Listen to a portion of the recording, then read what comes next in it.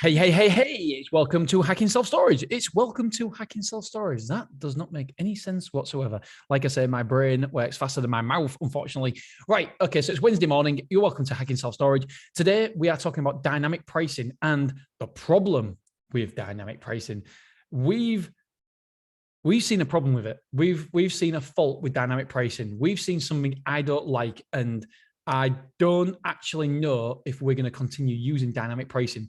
Dynamic pricing basically means that you price on how popular your unit is. How many people are actually, so for example, a quick example, easy figures for argument's sake. These are the exact figures, but they're pretty damn close. If we have got less than 3 units available, or it's got an occupancy level of over 85%,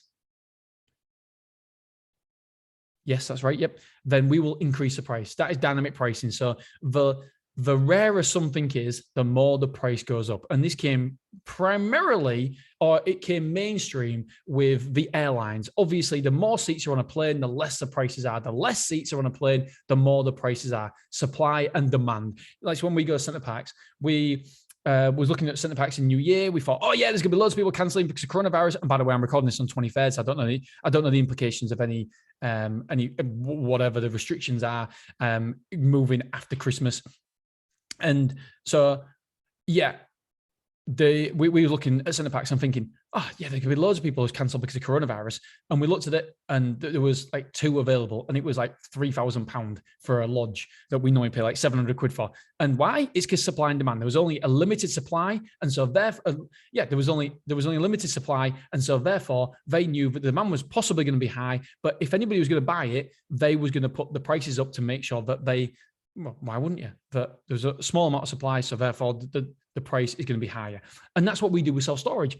And in its essence, I am a big believer in it. I've got nothing against it. We implement it here. However, me and James was going through some figures, and how we got onto this, because this is why you should always know your figures and know your numbers, because you don't know if there's going to be a problem. I looked at the amount of move-ins, and I was like, holy shit, we've got loads of move-ins. Look at the square, this in December. And since November, so it was like for a 6 weeks period. And so we had loads of move-ins from November the 1st till 14th of December, for example. But then I looked at the square foot moved in. I was like, holy shit, that's down. What does that mean? Well, it can only mean one thing. It means that people are moving in smaller size units. So I rang JP up, asked for some more data on this, because we learn from the data. We iterate and we improve. That's what we do. We look at the information given to us, the data, and then we use that to improve, to be better, to earn more money, to do a better job in our business. And so I could see that more people was moving in 25 square foot and 50 square foot and the smaller units. So then, obviously, I asked JP to go forward and have a look at, I wanted the conversion rates for every single size unit. Yes, I know I'm a joy to work with. So JP, he went and got me all the conversion rates for every single size unit that we have. And sure enough, we was getting the quotes for the bigger size units, but we wasn't getting the conversions. We was getting the quotes for the smaller size units, but the conversions were higher.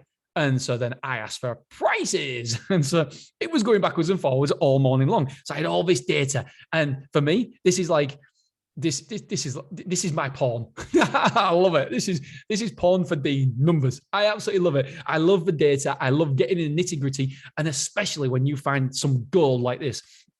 And so what do I mean by finding some gold? So we could tell that the conversion rates for the higher units was poor. The conversion rates for the smaller units was big. And so we looked at the prices and compared them to what they used to be, and compared them to our dynamic pricing model. And we could see that the problem we had a fundamental problem. The problem what we've got is that we've only got maybe 3 200 square foot units in the building. All 3 of those were full. They were full. And so that means 200 square foot, if you ask for a quote on 200 square foot unit, we're full. So guess what? It's sky high. We've got a few 175 square foot units. And so we had maybe a 95% uptake or something like that. And so therefore, the price per square foot is going to be a lot higher. Again, so the 200s and 175s were very, very high price per square foot. We looked at the 150s, and same again. We had very few available, maybe 1 or 2 in the whole building. So guess what? If you want a 150, then you have to pay a premium. we looked at the 25s in the building, and we had many 25s available. So the price was lower. The same with the 50s and even the 100s. We had loads of 100s, so the price was lower. So the lower, from 100 down, we had loads of availability. From 100 up, loads of availability. We didn't have loads, but we had a few availability. From 100 up, we had little availability. So that means in our dynamic pricing model that what we did was that meant that we charged higher price per square foot. Anything over 100 square foot, we would charge a higher price per square foot than we would do for 100 square foot and below. That's in essence, that's the aerial view. Obviously, there's more to it than that. And it's not just 100 square foot, higher, 100 square foot, 100 higher than, more than 100 square foot is a higher price. Below 100 square foot is a lower price. There's more to it than that. But in essence, that's what it is. And the problem is that if you want 200 square foot, we can easily do your two 100s. We had loads of hundreds. We had like 19 in the building. So we can easily do that for you. But we couldn't do you a 200. So we priced ourselves out of a market. We compared our prices to Armadillo prices. And I'm ashamed to say it, there was like a 30 quid a week difference or something stupid like that. So we would, if you got two quotes, and there's mainly us and Armadillo in Hull. Sorry if you're one of those other people in Hull. But yeah, we're the two big boys. And so if you got two quotes, you would not come to us. You would not come to us because we priced ourselves, although we could accommodate you because, yes, we don't have any 200 square foot, we could accommodate you with two 100s. And so you would go somewhere else. That, my friends, is a fundamental flaw and a fundamental problem with dynamic pricing. If you've got the ability to give the person the square footage they want over a number of rooms, if you don't have that unit size singular available, then dynamic pricing is hurting you more than helping you, because we never realized that before we looked into the deep dive into the figures. And once we had a look at the figures, we could see that we was pushing away 200 square foot, 150 square foot, 175 square foot customers because we priced ourselves out the market because of dynamic pricing. But we could have easily given you 100 and 175. And we do it all the time. We do it all the time because the makeup of a self-storage facility is never, ever perfect. It's never perfect.